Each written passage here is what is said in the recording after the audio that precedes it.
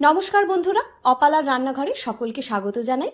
নিয়ে চলে এলাম মুচমুচে রসালো বিহারের বিখ্যাত খাজার রেসিপি।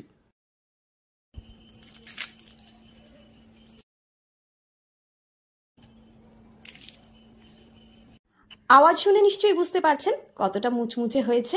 তাহলে চলুন আর দেরি না করে রেসিপিতে চলে যাই।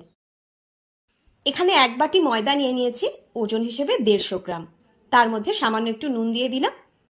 নুনটাকে ময়দার মধ্যে ভালোভাবে মিশিয়ে নিয়ে 2 টেবিল চামচ তেল গরম করে সেটাকেও এর মধ্যে ঢেলে দিলাম।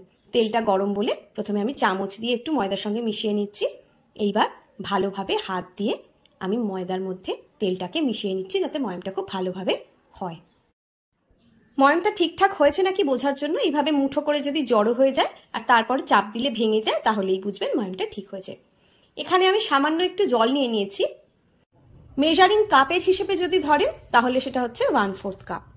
এবার অল্প অল্প করে জল দিয়ে আমি ময়দাটা মেখে নিচ্ছি।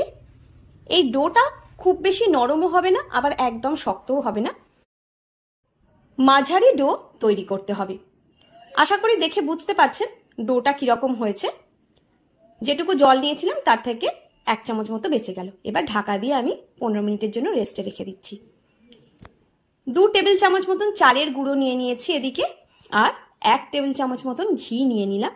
এবার এই চালের গুঁড়োটার সঙ্গে ঘিটাকে খুব ভালোভাবে মিশিয়ে নিচ্ছি, এইভাবে ঘষে ঘষে, যেন ঘি আর চালের গুঁড়ো আলাদা করে বোঝাই না যায়। এইরকম মাখা মাখা একটা টেক্সচার হতে হবে। এইবার চিনির রসটা বানিয়ে নেব। তার জন্য 1/2 কাপ চিনি নিয়ে নিয়েছি, আর সামান্য একটু জল দিয়ে দিচ্ছি তার মধ্যে। যেটুকু জল নিলে আমার চিনিটা ডুবে যাচ্ছে সেইটুকু জল আমি নিয়েছি এর মধ্যে। এখানে আমি আগে থেকে বিট সেদ্ধ করা একটু জল রেখেছিলাম, এই জলটাও এর মধ্যে আমি মিশিয়ে দিলাম, তাহলে রসটাতে একটা সুন্দর রং এসে যাবে। রসটা ফুটতে শুরু করলে এর মধ্যে একটা এলাচ দিয়ে দিলাম।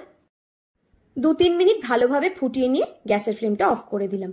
এইবার এখানে রোজ এসেন্স নিয়ে নিয়েছি, এটাকে চিনির রসের সঙ্গে মিশিয়ে নিলাম। রসটা একতারের মতো ঘন হবে। এবার যে ময়দাটা আমি রেস্টে রেখেছিলাম সেটাকে বেলে নেব। তার জন্য একটু কর্নফ্লাওয়ার ছিটিয়ে নিলাম, নিয়ে ময়দাটাকে একটু লম্বাটে মতন করে আমি এবার এটাকে বেলে নেব। এটা বেলার সময় সব দিক দিয়ে টেনে টেনে যতটা সম্ভব পাতলা হয় ততটা পাতলা করেই এটাকে বেলতে হবে। এবার আগে যে চালের গুঁড়ো আর ঘিয়ের মিশ্রণটা বানিয়ে রেখেছিলাম সেটাকে সম্পূর্ণ জায়গায় খুব ভালোভাবে এইভাবে মাখিয়ে নিয়ে একটা টাইট রোল আমাকে তৈরি করতে হবে। আমি নিচের দিক থেকে রোলটা আস্তে আস্তে বানানো শুরু করেছি। এইবার বাকি পোর্শনটাকে টেনে টেনে আগের মতো একইভাবে পাতলা করে বেলে নিয়ে চালের গুঁড়ো আর ঘিয়ের মিশ্রণটাকে পুরোটার মধ্যে ভালোভাবে লাগিয়ে রোলটা বানাতে হবে। এইভাবে পুরো ময়দাটাকেই পাতলা করে বেলে নিয়ে আমি তারপরে সেখানে ঘি আর চালের গুঁড়োর মিশ্রণটা লাগিয়ে তারপরে পুরো রোলটাকে বানিয়ে নিলাম।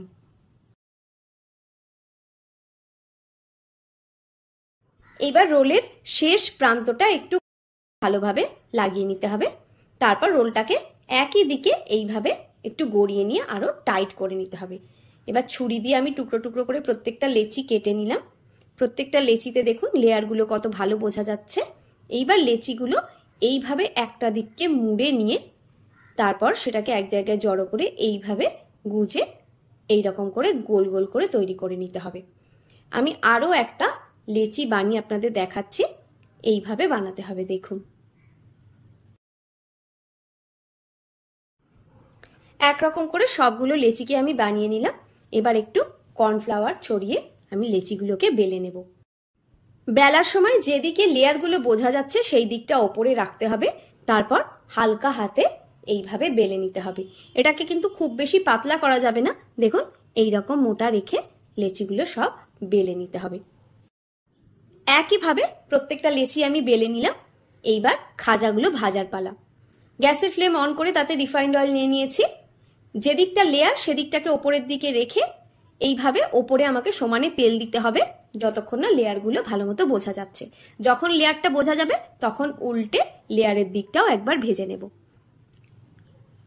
আমি আরো একটা খাজা ভেজে আপনাদের দেখিয়ে দিচ্ছি। দেখুন এইভাবে সমানে তেলটা দিয়ে যেতে হবে, কিন্তু লেয়ারগুলো স্পষ্টভাবে না বোঝা যাওয়া অবধি। তারপরে উল্টে লেয়ারের দিকটা একবার ভেজে নিয়ে তারপরে উঠিয়ে নেব। দেখুন কত সুন্দর হয়েছে, লেয়ারগুলো কত পরিষ্কার বোঝা যাচ্ছে। গ্যাসের ফ্লেমটাকে কিন্তু সবসময় লো টু মিডিয়ামেই রাখবেন। যদি তেল বেশি গরম হয়ে যায় তাহলে কিন্তু গ্যাসের ফ্লেমটা একটু অফ করে দেবেন। সবগুলো খাজা আমার ভেজে নেওয়া হয়ে গিয়েছে। এবার আগে থেকে যে রসটা বানিয়ে রেখেছিলাম সেটা একটা থালায় ঢেলে নিয়েছি। এবার খাজাগুলো নিয়ে তার লেয়ারের দিকটাকে আমি এইভাবে রসের মধ্যে ডুবিয়ে নিচ্ছি। একবার ডুবিয়ে এইভাবে উঠিয়ে নিচ্ছি। এতে যা মিষ্টি হবে সেটাই কিন্তু যথেষ্ট। একইভাবে প্রত্যেকটা খাজাকে আমি রসের মধ্যে ডুবিয়ে নিয়েছি। আচ্ছা, রসটা কিন্তু হালকা গরম থাকবে যখন খাজাগুলো রসের মধ্যে ডোবানো হবে তখন। একদম ঠান্ডা হলে কিন্তু চলবে না, যদি ঠান্ডা হয়ে যায় হালকা গরম করে নেবেন। এবার এর মধ্যে আমি একটু গোলাপ পাপড়ি আর পেস্তা কুচি ছড়িয়ে পরিবেশন করছি। ভিডিওটা সম্পূর্ণ দেখার জন্য অসংখ্য ধন্যবাদ। রেসিপিটা ভালো লাগলে ভিডিওটাতে একটা লাইক দিয়ে চ্যানেলটা সাবস্ক্রাইব করার অনুরোধ রইল। সবাই ভালো থাকবে। আজ এই পর্যন্তই। টাটা।